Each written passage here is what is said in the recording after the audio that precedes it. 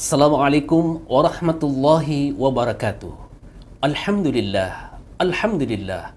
Allahumma salli wa sallim ala Sayyidina Muhammadin wa ala alihi wa ashabihi ajmain, amma ba'du.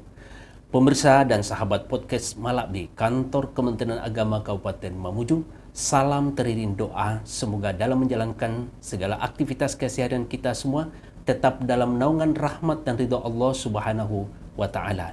Kembali kami hadir di hadapan Anda untuk memberikan informasi yang akurat, lugas, dan tuntas. Pada kesempatan ini kita akan berbincang mengenai tentang informasi pelaksanaan ibadah haji yang tentunya yang lebih berkompeten dalam hal ini adalah seksi haji dan umrah. Telah hadir di studio kita bersama yaitu Bapak Haji Sudarman SAG MM selaku Kepala Seksi Seksi Haji dan Umrah.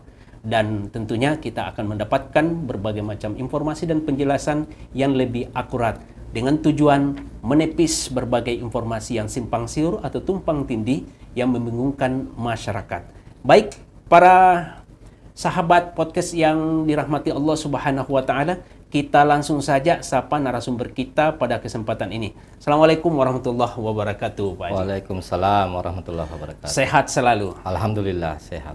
Beliau ini orang hebat. Kalau biasa saya juluki, di darat oke, di laut hebat, jago.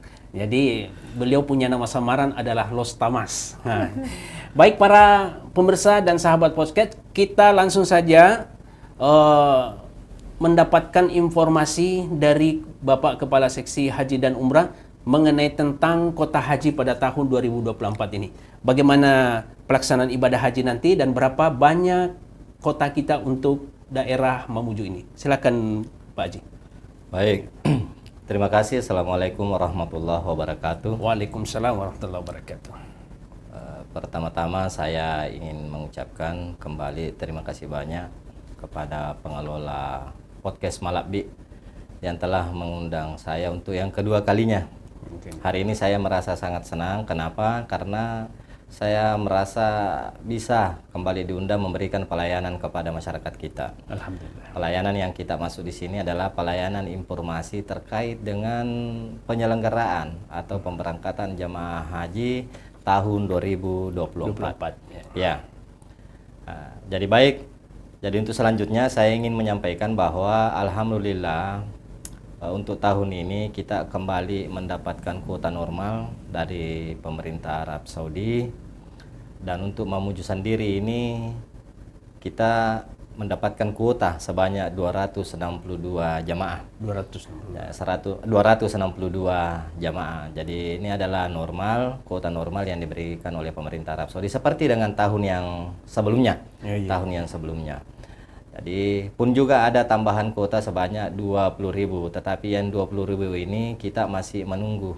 Kita masih menunggu informasi akurat dari pemerintah pusat, dalam hal ini Kementerian Agama Republik Indonesia, seperti apa kemudian pembagian kuota 20.000 ini. Tapi yang jelas yang perlu saya sampaikan bahwa untuk Kabupaten Mamuju sendiri tahun ini, tahun depan untuk jamaah haji kita insya Allah akan mendapatkan kuota sebanyak 262 jamaah. Calon jamaah kita. Calon jamaah haji insya Allah. Ya. Jadi ketika ada calon jamaah kita mendapatkan kendala untuk melaksanakan ibadah haji tahun 2024, mekanisme penggantinya seperti apa Pak Haji? Begini, jadi seperti ini, dalam regulasi yang ada, dalam juknis yang ada, meskipun kita juga masih menunggu ini, saya masih berpatokan kepada juknis yang lalu, lalu.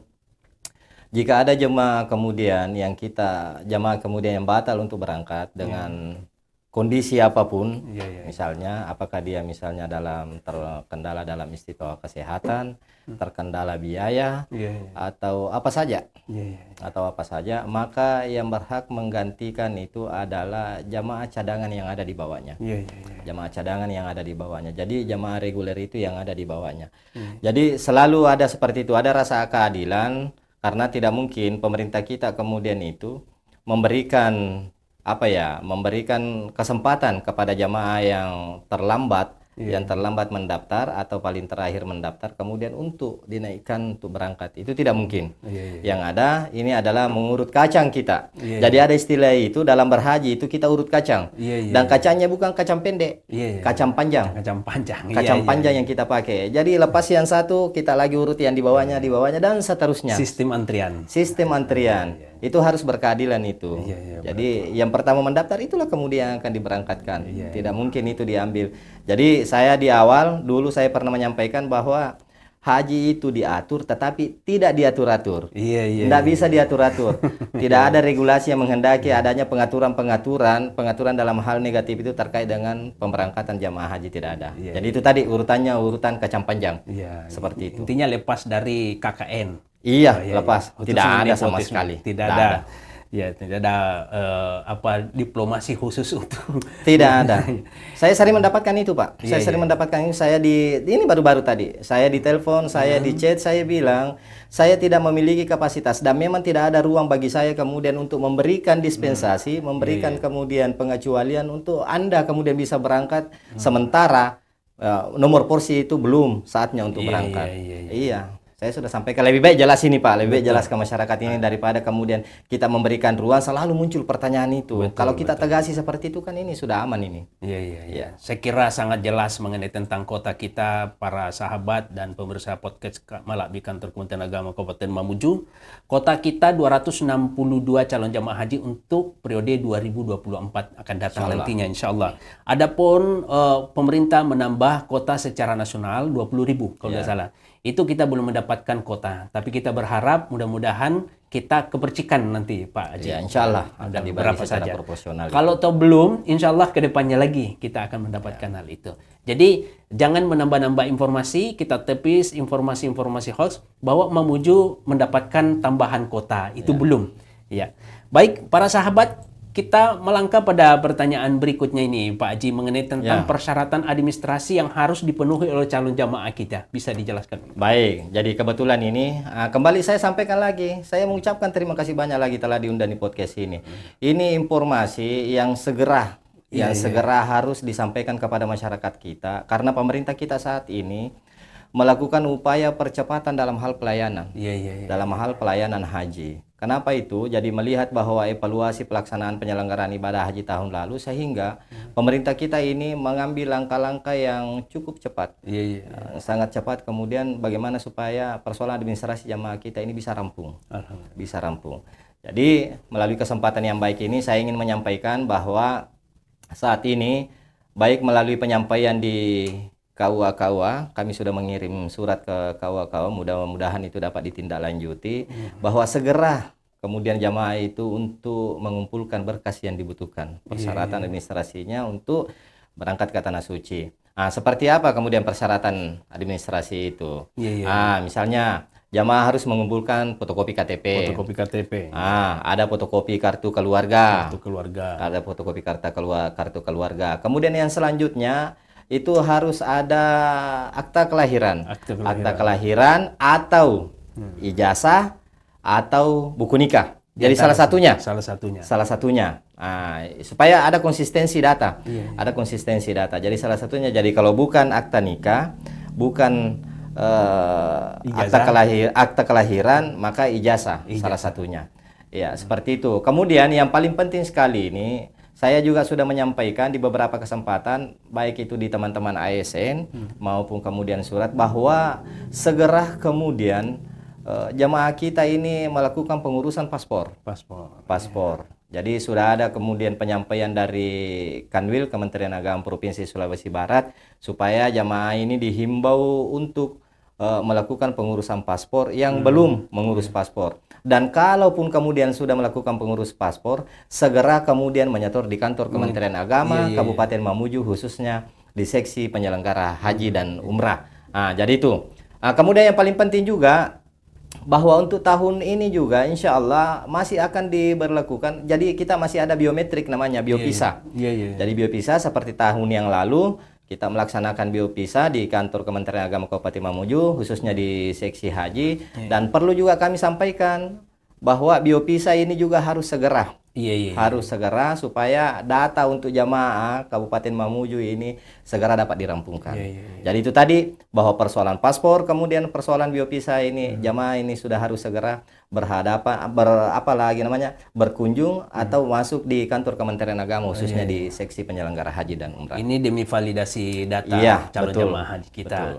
Jadi tentunya untuk mempercepat proses dan menyukseskan proses syarat-syarat kita ini harus ada kerjasama.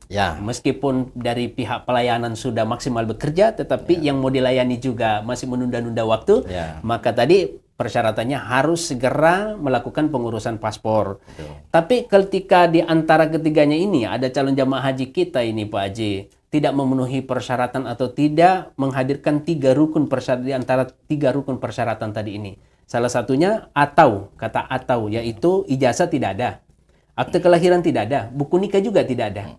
Apa bisa diberangkatkan atau gugur pemberangkatannya? Jadi seperti ini. Jadi di awal pendaftaran sebenarnya itu salah satu kategori ini sudah harus ada. Jadi pasti ada. Pasti ada salah satunya. Jadi di pendaftaran pada saat mereka mendaftar itu ini persyaratan memang ini sampai saat ini dan itu saja. Istilahnya bahwa persoalan akta kelahiran, persoalan kemudian buku nikah, persoalan ijazah itu harus ada salah satunya. Dan itu ada di semua dokumennya, ada di seksi penyelenggara haji dan umrah. Itu ada dokumennya di sana. Kenapa kita minta supaya sampai saat ini itu ada konsistensi. Ada konsistensi sehingga ketika ada mengalami kendala persoalan data jamaah itu maka segera kemudian kami sampaikan bahwa ini tidak cocok misalnya. Ini tidak ada kecocokan antara misalnya SPH surat perjalanan haji dengan data jamaah itu kemudian harus disampaikan sesegera mungkin kepada jamaah. Jadi memang di cross check kembali. Di cross check kembali. Jadi saya pikir seperti itu. Jadi kecil kemungkinan akan terjadi pemalsuan data. Dan alhamdulillah sampai saat ini kita di Kabupaten Mamuju bisa dibilang alhamdulillah. Sampai saat ini aman-aman saja. Alhamdulillah untuk penyelenggaraan pelaksanaan ibadah haji kemarin ini seksi haji mendapatkan apresiasi yang positif karena pelayanan itu tadi. Ya baik, Pak Haji, sebelum kita melangkah pada pertanyaan berikutnya untuk diketahui oleh calon jamaah haji kita dan pada umumnya masyarakat kita, ranah untuk tanggung jawab antara daerah dan kantor Kementerian Agama dalam pelayanan ibadah haji ini seperti apa? Karena kita menghindari melempar batu. Tanggung jawab itu seperti kita melempar batu sembunyi tangan. Ini perlu juga diperjelas karena ada kasus, ada masalah yang pernah terjadi bahwa sesungguhnya itu sudah bukan ranah kantor Kementerian Agama, tapi itu wilayah tanggung jawab orang daerah. Tetapi pengetahuan masyarakat kita ini semua adalah tanggung jawab Kementerian Agama. Mungkin perlu diperjelas. Jadi baik. Jadi saya sampaikan seperti ini, memang betul. Nah, sekarang masyarakat kita ini adalah tertujunya kepada kantor Kementerian Agama. Kan begitu kondisinya. Tetapi perlu dipahami, perlu diketahui sebenarnya. Kalau saya tidak salah bahwa untuk jamaah haji sebenarnya itu menjadi jamaah haji kabupaten. Menjadi jamaah haji kabupaten. Tetapi secara teknis, kantor Kementerian Agama memiliki peran yang sangat dominan dalam pelaksanaan penyelenggaraan ibadah haji. Nah, satu hal yang perlu saya sampaikan bahwa keterlibatan kemudian pemerintah kita ini, pemerintah khususnya di Kabupaten Mamuju ini, itu sangat berkaitan dengan persoalan transportasi. Jadi persoalan transportasi. Untuk Kabupaten Mamuju sendiri, tahun lalu kita mempergunakan transportasi darat. Setelah adanya komunikasi dengan pemerintah daerah kita, alhamdulillah pemerintah daerah menjamin keberangkatan jamaah haji Kabupaten Mamuju dari embarkasi kemudian menuju asrama haji itu ditanggung oleh pemerintah. Jadi mohon maaf, maksudnya dari daerah asal ke embarkasi itu ditanggung oleh pemerintah. Pun juga sebaliknya seperti itu ketika jamaah haji sudah tiba di tanah air. Itu dari debarkasi lagi ke daerah asal, itu sepenuhnya ditanggung oleh pemerintah. Jadi kita pemerintah daerah dalam hal ini. Saya selaku pribadi juga dari segi kelembagaan ini sangat mengapresiasi pemerintah kita karena pemerintah kita ini telah memberikan memberikan upaya yang terbaik dalam hal memberikan pelayanan transportasi haji kepada jamaah di Kabupaten Mamuju dari daerah asal menuju embarkasi dan debarkasi menuju daerah asal. Jadi seperti itu. Iya. Dan ini untuk menghindari kecurigaan dalam pengelolaan anggaran haji ini yang mereka sudah bayar, sudah kumpulkan.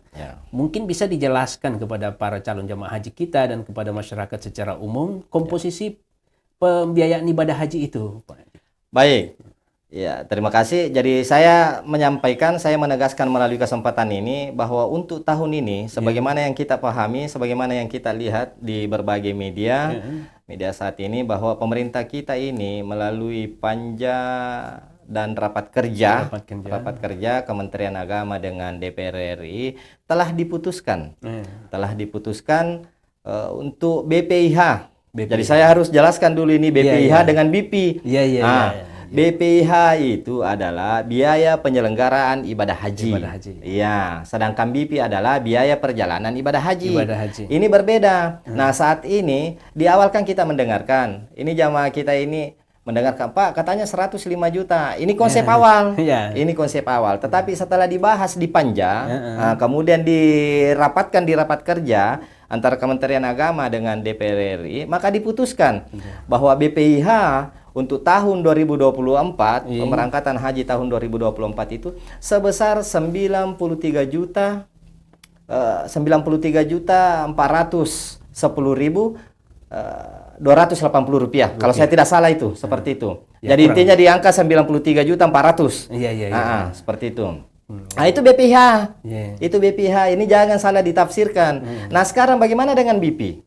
Bagaimana dengan BP? BP yang dibayarkan oleh masyarakat kita, BP itu adalah sejumlah dana yang dibayarkan oleh masyarakat atau calon jamaah haji pada saat akan berangkat haji. Nah, sekarang BP bagaimana? BP itu di angka 56 juta. Di angka 56 juta. Ini secara nasional ya, saya membahas ini secara nasional. Karena penetapannya nanti itu berdasarkan embarkasi. Jadi mungkin masih ada tambahan biaya itu berdasarkan embarkasi. Contoh, embarkasi Makassar itu kan embarkasi jauh. Ya, embarkasi yang jauh. Jadi mungkin di embarkasi Makassar itu masih ada tambahan. Tetapi saya pikir tidak terlalu signifikan. Tidak terlalu signifikan. Jadi di angka 56 juta 46.172 rupiah kalau saya tidak salah. Itu BP secara nasional rata-rata. Berarti ini disubsidi sama pemerintah ini? Saya boleh bahasakan begini. Kita bahasakan nilai manfaat. Kita bahasakan nilai manfaat. Bahwa nilai manfaat yang diberikan oleh pemerintah kita ini itu adalah sebesar 40%. 40%. Itulah nilai manfaat yang dimasukkan di sini adalah nilai manfaat yang diperoleh jamaah itu pada saat tabungannya itu yang 25 juta itu pada saat pendaftaran, itulah nilai manfaat yang diperoleh. Perimbangannya sekarang berapa? Sekarang 40% ditanggung kemudian oleh BPKH. Dalam hal ini BPKH oleh pemerintah kepada masyarakat kita. Nah, berapa yang ditanggung oleh masyarakat? Ya, 60%. Sehingga kalau dirupiahkan ini 40%, maka dia jatuhnya di angka 37 juta sekian-sekian. Iya, di angka 37 juta sekian-sekian. Jadi sekali lagi saya harus mempertegas melalui kesempatan ini bahwa penetapan biaya perjalanan ibadah haji secara nasional itu di angka 56.046.172 rupiah. Nah, sementara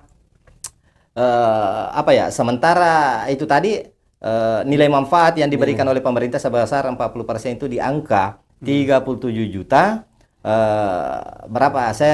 Sekian. Pokoknya 37 juta sekian. Kurang lebih.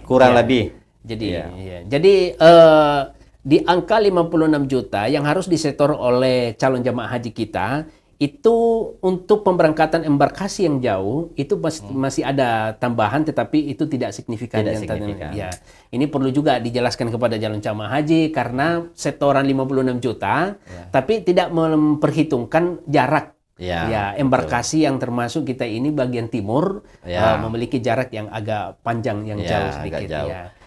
Saya juga tambahkan seperti ini supaya tidak ada kesalahan persepsi kita dalam memahami BP ini.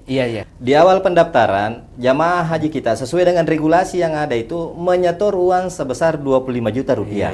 sebesar 25 juta rupiah. Jadi ini harus dia pahami bahwa BIP yang ada sekarang 56 juta itu tinggal dikurangi. Tinggal dikurangi 56 juta dikurang 25 juta rupiah. Sehingga jamaah kita ini membayarnya kemungkinan di angka 31. Kemungkinan di angka 31, tetapi berdasarkan jumlah embarkasi, jauhnya jarak embarkasi tadi, maka mungkin ada penambahan sedikit tetapi tidak signifikan. Oke.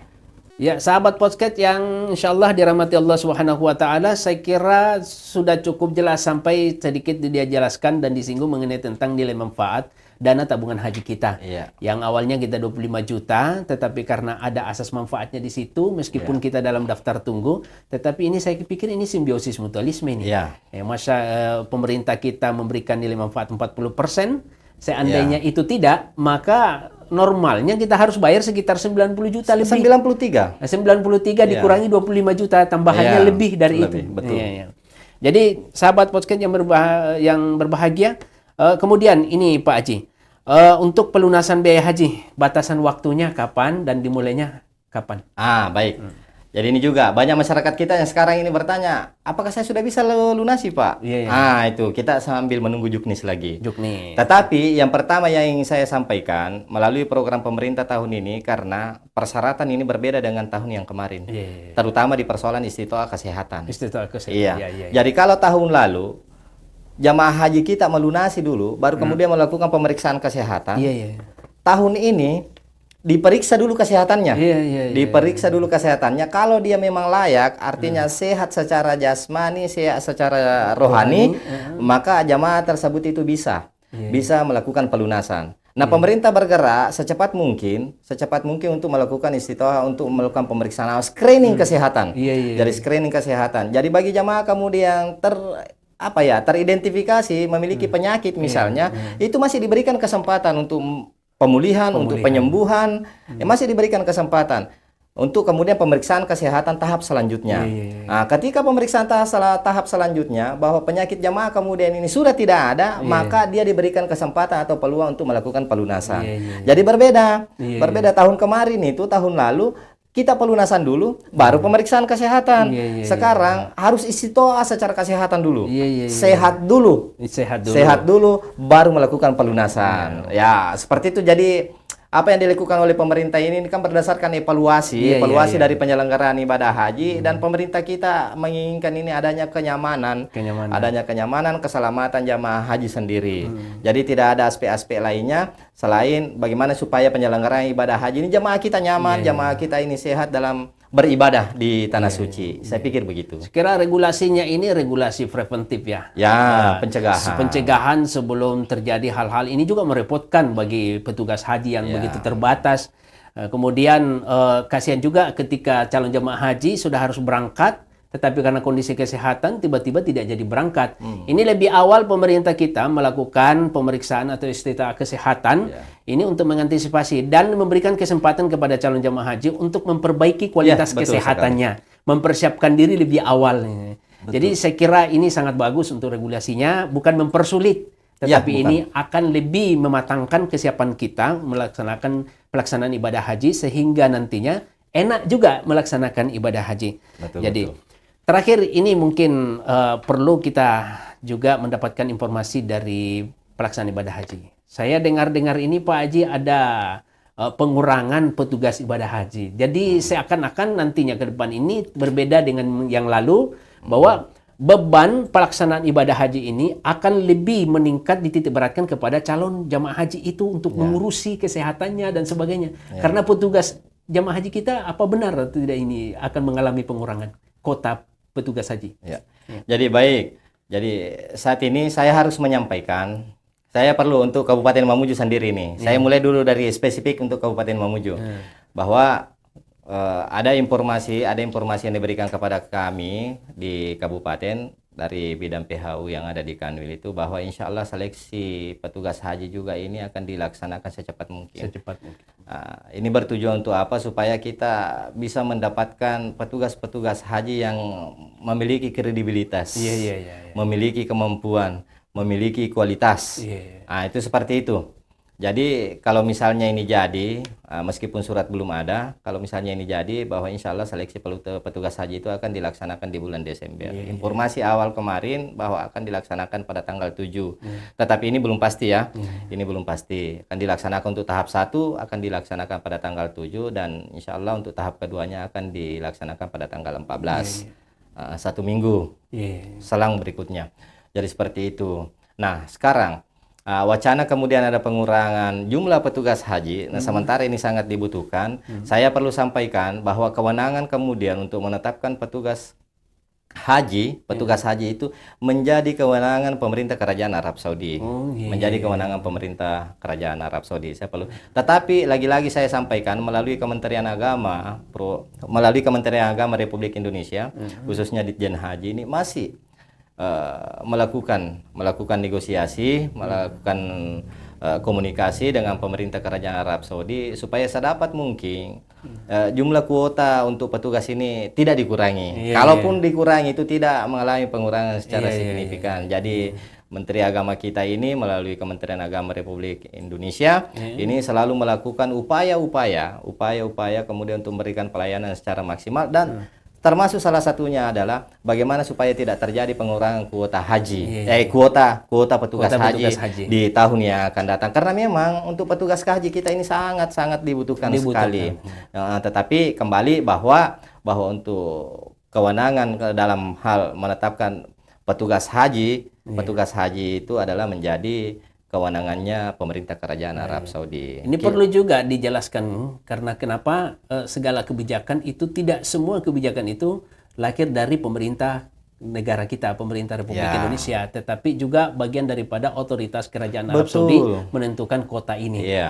Jangan sampai kebetulan keluar ada pengurangan, ini pemerintah ini tidak becus ini karena kenapa terus mengalami pengurangan, sementara harga mengalami penambahan. Nah, jadi kebijakan ini saya kira perlu kita ketahui bersama bahwa ini adalah otoritas Kerajaan Arab Saudi untuk mengeluarkan berapa banyak jumlah pelayan atau petugas ibadah haji nantinya di tahun 2024. Termasuk penetapan kuotanya, Pak. Termasuk penetapan kuotanya. Jadi benar apa yang disampaikan oleh host tadi itu bahwa tidak semua kemudian kebijakan berhaji ini menjadi menjadi domain daripada pemerintah pusat. Tetapi semua ada hal tertentu, ada hal-hal yang terkait dengan penyelenggaraan ibadah haji ini itu adalah menunggu keputusan dari pemerintah Kerajaan Arab Saudi. Kemudian dikeluarkanlah regulasi oleh pemerintah kita, dikeluarkanlah juknis, dikeluarkanlah kebijakan. Tetapi yang saya tahu bahwa pemerintah kita ini selalu berupaya memberikan pelayanan yang terbaik.